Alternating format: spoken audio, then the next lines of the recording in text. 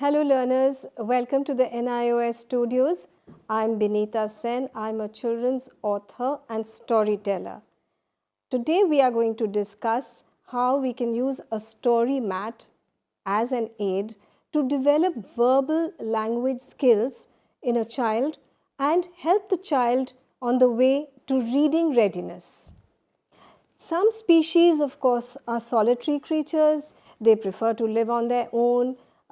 They interact very rarely or occasionally with other creatures. However, human beings are social creatures. We need to communicate with each other for our happiness, safety, and survival. Happiness, of course, yes, we want to share our joys. Safety, yes, if I'm in trouble, I would want to reach out and say, I'm in trouble, can you help me? Survival, yes, of course, we need to live together as a community in a symbiotic relationship. That is why language skills are vital to us. In an earlier video, we have dealt with different creative ways to develop verbal skills. Here, we look at the story mat as the child progresses to reading readiness. We see how stories will link generations. Stories, even if you've made it yourself right now, are a link. They say we do a duty to our children when we tell them stories. Why? Well, it's a kind of a continuity, a flow of civilization. Our elders told us stories. Stories, in fact, link generations. The founder and chief of the Storyteller Agency, Laura Holloway, says storytelling is our obligation to the next generation. It's an obligation. And then what happens? Stories are one of the first methods of communication with a child, bonding and increasing the imagination, increasing the vocabulary. You know your story has caught the child's imagination. When you stop the story and the child asks you impatiently, and then, "Fir kya hua? What's next?"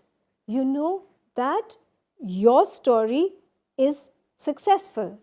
Well, now storytelling can become a little of a monologue. Let me tell you why. These story sessions are one way. You speak, the child listens and spins stories in his or her imagination. You say, "The elephant wore a blue dress." The child imagines an elephant in a blue dress with white polka dots and perhaps even with pink frills. But you, busy with your story, did not ask the child about that input, so it is locked in the child's mind. However, to get it out, we can involve the children in a story mat. That will also develop the child's vocabulary faster and hopefully get the child to speak the words that he or she has learnt. We need to involve the child as much as possible in the exercise and make it look like a game. That is when the child will learn fastest. Ask the child his or her favorite story. Often, children do feel awkward because it needs considerable vocabulary. The story mat is a great tool for that kind of a situation. Why, you may ask? It's interesting for the child. It has many characters. You can in fact have all the characters in the story mat. And it is interactive because you begin and then the child is involved. It just takes one sentence per child, so not too stressful for the participants. Even a nervous child or a shy child may manage one sentence. The story mat is an anywhere, everywhere kind of situation. Just let your imagination fly. Let me show you how the story mat works. You can see this colorful mat full of characters, and we will start our story weaving session right here. Now, let's pretend I am the first child. The others ask me to shut my eyes and they hold me while I turn around. and as I turn around, they lead me, and along the story mat, we stop somewhere, I don't know where. Let's say I stop here. I open my eyes and I see, oh, this is a beautiful butterfly. So, as the first person telling the story, I say, once there was a very pretty butterfly.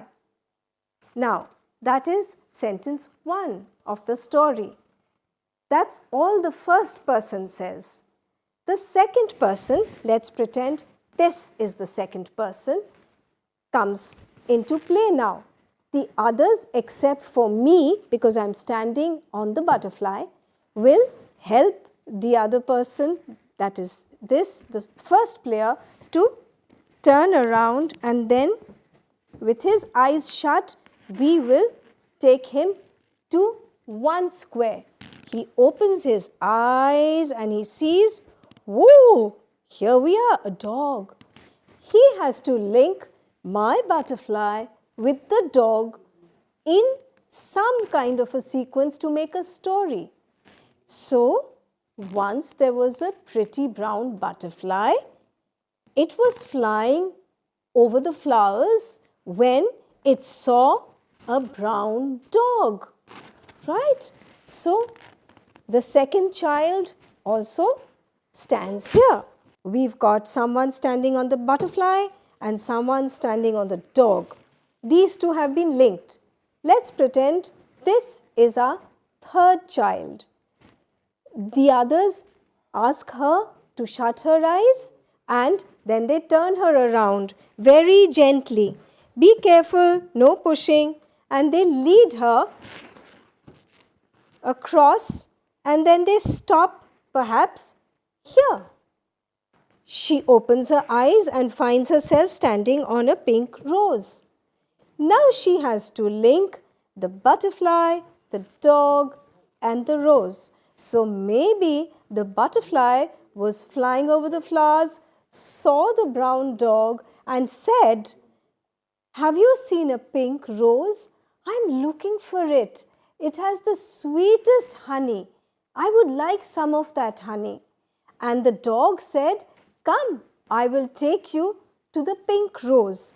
The dog will lead the first player here. And so on.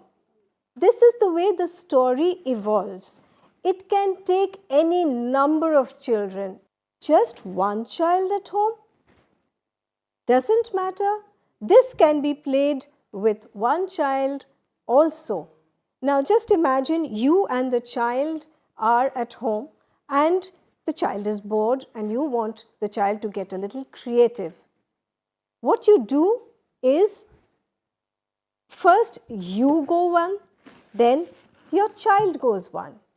He or she finishes the sentence, you are player 3 and your child becomes player 4. And this goes on. So, it's once you and once your child. That's how you can make the story as long or as short as the two of you want to. It's a great bonding experience. So what if you don't have a story mat like this at home? Don't worry. Your imagination will do wonders for you. Pull out a printed bed sheet, you know those brilliantly printed bed sheets which are full of characters. They have elephants, they have horses, they might have a tree or a rose.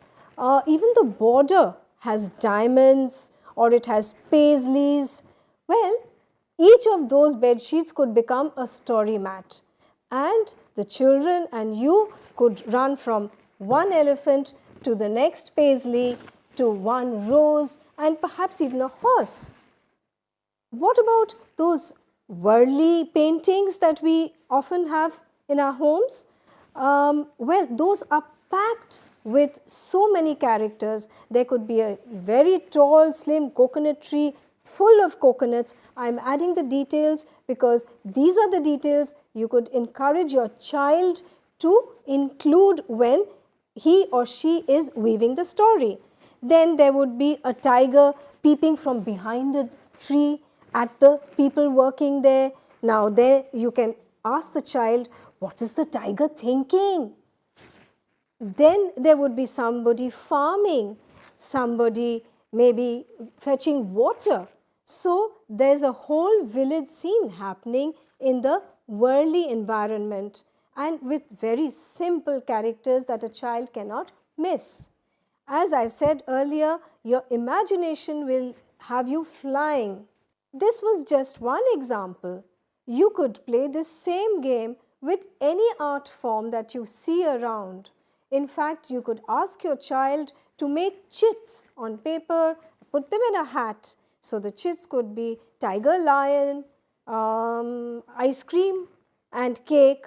And then as each child pulls one up, the challenge will be to link the tiger with the cake perhaps and the lion with the ice cream. See what fun you have. Children, like adults, have differing levels of abilities. One child may be very happy to say 2 sentences when you are expecting just one, while the next child may only say a word, pink rose. Respect individuality and let's not push any child too hard. Let us make every child's vocabulary full of stories so that very soon the child loves to read. Thank you.